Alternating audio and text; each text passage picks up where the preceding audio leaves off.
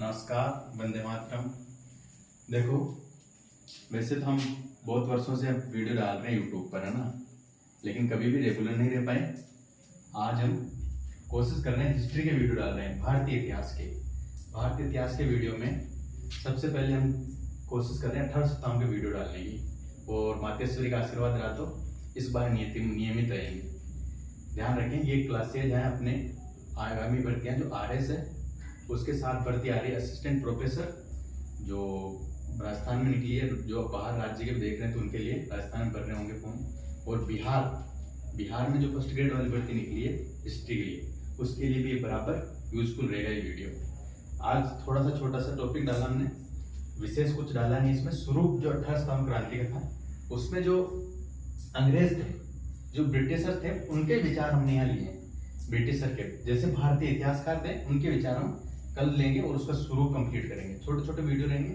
सबसे पहले ध्यान दें 18 स्तंभ का विद्रोह। 18 स्तंभ विद्रोह के समय कौन क्या क्या था उसकी जानकारी होने हमें बहुत जरूरी। सबसे पहले ध्यान दें 18 स्तंभ क्रांति के समय वहां का, कहां का, ब्रिटेन का PM कौन था? ब्रिटेन का PM था पार्मस्टन। कौन था? पार्मस्टन। आप नोट भी कर सकते हो साथ साथ, नहीं तो वीडियो को एक बार वापस देख के नोट कर सकते हो। भारत का गवर्नर जनरल कौन था? Lord Canning. भारत का गवर्नर जनरल लॉर्ड कैनिंग। विद्रोह के समय, जब विद्रोह का समय था, उस समय कंपनी का मुख्य सेनापति कौन था? George Ennison. बहुत इंपॉर्टेंट क्वेश्चन हो सकता है। जॉर्ज एनिसन क्या था? जब विद्रोह शुरू हुआ उस समय कंपनी का मुख्य सेनापति। लेकिन जब विद्रोह प्रारंभ हो गया, और विद्रोह प्रारंभ होने के बाद सेनापति की नई नियुक्ति की गई, और वो सेनापति कौन बना? Colin Campbell. कौन बना सेनापति?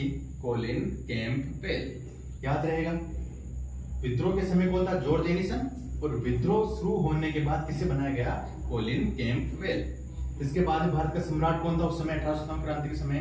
बहादुर शाह जफर। ध्यान रखेंगे, भारत का सम्राट, ये तो लगभग सबको याद रहता है कि बहादुर शाह जफर उस समय भारत का सम्राट था। देखो, स्वरूप की चर्चा करने के लिए हमने ध्यान दिया था कि हम देखेंगे किस किस ने क्या क्या स्वरूप बताया क्रांति का स्वरूप बताया। देखो, सैनिक विद्रोह, हम आज बात कर रहे हैं जो ब्रिटेन के इतिहासकार है उनके बारे में कि उन्होंने क्या क्या कहा है। तो सबसे पहले सैनिक विद्रोह बताया, किन किन ने बताया है? लॉरेंस, सीले, मॉल्सन, ट्रेवलियन और TR होम्स। कौन कौन है? लॉरेंस, सीले, मॉल्सन, ट्रेवलियन और TR होम्स। देखो, इन दोनों का समर्थन भारतीय इतिहासकारों ने भी किया है। कौन कौन? दुर्गादास बंदोपाध्याय और सर सैयद अहमद। कौन कौन? दुर्गादास बंदोपाध्याय और सर सैयद अहमद। इन्होंने भी इनका समर्थन किया और क्या कहा है कि वो सैनिक विद्रोह था। सर सैयद अहमद की एक बुक है, an essay on the cause of the Indian revolt. Book का नाम क्या है? An essay on the cause of the Indian revolt. ये सर सैयद अहमद की किताब है। इसमें इन्होंने इस सैनिक विद्रोह की बात का समर्थन किया।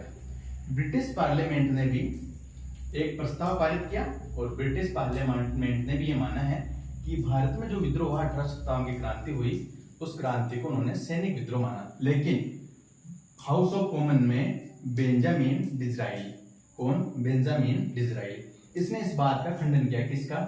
सैनिक विद्रोह वाली बात का। उनका 27 जुलाई 18 सप्ताह का स्पीच है। उस स्पीच में उन्होंने कहा कि ये एक सैनिक विद्रोह न होकर राष्ट्रीय विद्रोह था। क्या कहा? सैनिक विद्रोह ना होकर ये क्या था? राष्ट्रीय विद्रोह था। और इसी बात का समर्थन किसने कहा है? हमारे भारतीय इतिहासकार थे, कौन? अशोक मेहता। क्या कह रहा हूं मैं भाई? सैनिक विद्रोह बता रहे हैं सब। और जो ब्रिटेन की पार्लियामेंट है, ब्रिटेन की पार्लियामेंट ने भी क्या कर दिया? प्रस्ताव पारित किया, और उसने भी मान लिया कि ये क्या था? सैनिक विद्रोह। लेकिन उसी पार्लियामेंट का, हाउस ऑफ कॉमन्स का एक सदस्य जो है बेंजामिन डिज़राइली, वो खंडन करता है और अपनी स्पीच में कहता है कि राष्ट्रीय विद्रोह था। और इसी बात का समर्थन कौन कर रहे हैं? अशोक मेहता। इसके बाद में ध्यान दो, LER रीज को रीच से याद रख सकते हैं आप। और उसने क्या कहा है कि धर्मांधों का ईसाइयों के विरुद्ध युद्ध था। क्या कह रहा है रीज? कि धर्मांधों का ईसाइयों के विरुद्ध युद्ध था। ऐसी बातें कौन कर सकते हैं? जो ब्रिटेन के होंगे वो अपनी मनमर्जी से कुछ ना कुछ तो कहेंगे। तो रीज क्या कह रहा है कि यह धर्मांधों का ईसाइयों के विरुद्ध युद्ध था। टी.आर. होम्स ने एक तो कहा है कि यह सैनिक विद्रोह था, और साथ में इसने ये भी कहा है कि बर्बरता तथा सभ्यता के बीच युद्ध था। कौन कह रहा है? टी.आर. होम्स। टी.आर. होम्स क्या कह रहा है? बर्बरता तथा सभ्यता के बीच युद्ध था।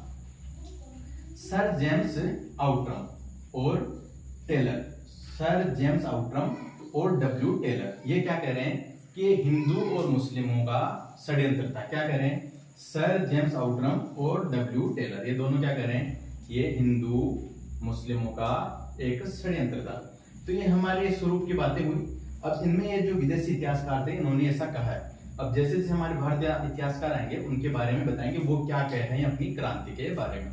जैसे वी डी सावरकर थे, सावरकर साहब, और भी जो भी हैं अच्छे अच्छे अपने राइटर हैं, सबने अलग अलग बातें कही है। हमारे इतिहासकार क्या कहते हैं वो हम कल के वीडियो में देखेंगे। धन्यवाद। वीडियो को ज्यादा से ज्यादा शेयर करें।